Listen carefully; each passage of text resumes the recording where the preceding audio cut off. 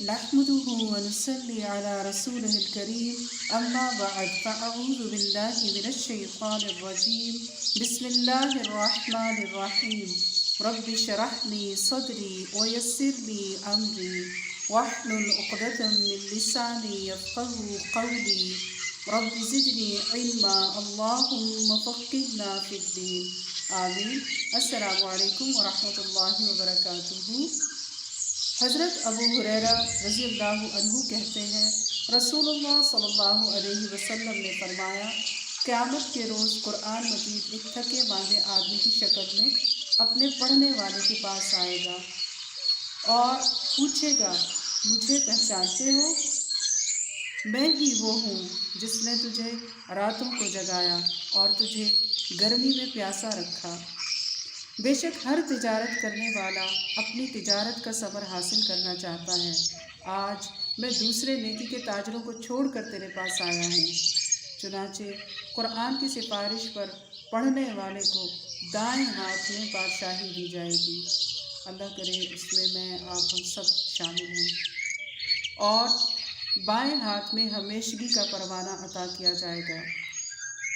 اس کے سر پر وقار اور عزت کا تاج رکھا جائے گا۔ سبحان اللہ۔ اللہ کرے کہ یہ وقار اور عزت کا تاج مجھے اور آپ کو بھی نصیب ہو۔ اور اس کے والدین کو 2 قیمتی لباس پہنائے جائیں گے جس کے مقابلے میں دنیا و مافیہا کی ساری دولت ہیچ ہوگی۔ قاری کے والدین عرض کریں گے اے رب ہماری یہ عزت افزائی کس عمل کے بدلے میں ہوئی ہے؟ انہیں جواب دیا جائے گا اپنے بیٹے کو قرآن مجید پڑھانے کے بدلے میں۔ خود قاری سے قیامت کے دن کہا جائے گا قرآن مجید جس طرح دنیا میں ٹھہر ٹھہر کر پڑھا کرتا تھا اسی طرح پڑھ اور جنت کے درجات پر چڑھتا جا۔ تیرا آخری درجہ وہی ہوگا جہاں تیری آخری آیت ختم ہوگی۔ اسے طبرانی نے روایت کیا ہے۔ سبحان اللہ۔ اللہ تعالیٰ ہمیں بھی بہترین قاری قاریہ بننے کی توفیق عطا فرمائے۔ آمین ثم آمین۔ نورانی قاعدے میں آج ہم سیکھیں گے تختی نمبر 10 سکون یعنی جزم۔ سکون یا جزم کسے کہتے ہیں آئیے دیکھتے ہیں۔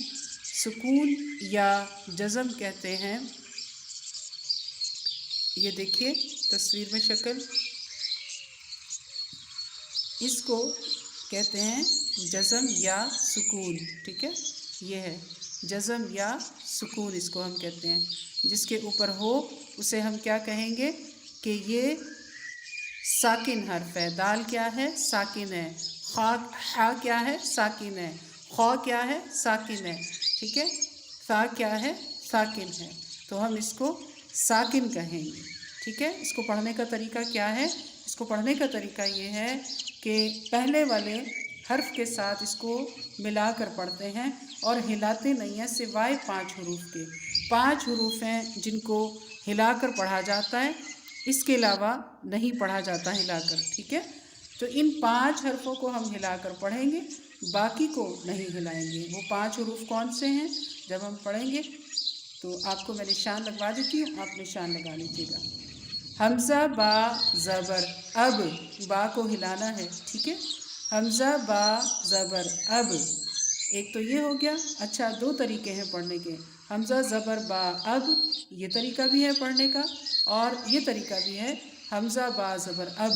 ٹھیک ہے، یعنی حرف کے بعد حرف کو پڑھ کر پھر حرکت پڑھنا، اور حرف کے بعد حرکت کو پڑھ کر اس کے بعد حرف پڑھنا، یہ بھی ٹھیک ہے۔ دونوں طریقے ہیں، دونوں میں سے جس طرح مرضی پڑھ لیجیے۔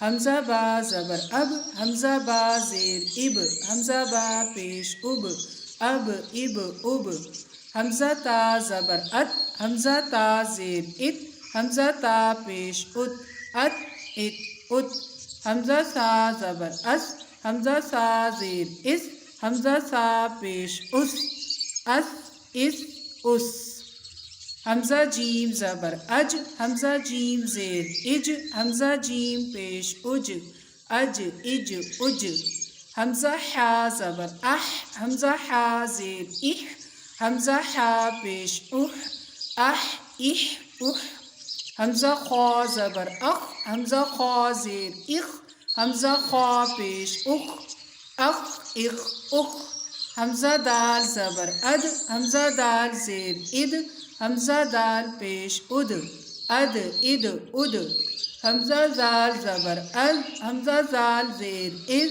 حمزہ دال پیش از از از از دال اس پہ نشان لگا لیجیے، اس کو بھی ہلانا ہے، یہاں جیم پر کو بھی ہلانا ہے، جیم پر بھی نشان لگا لیجیے۔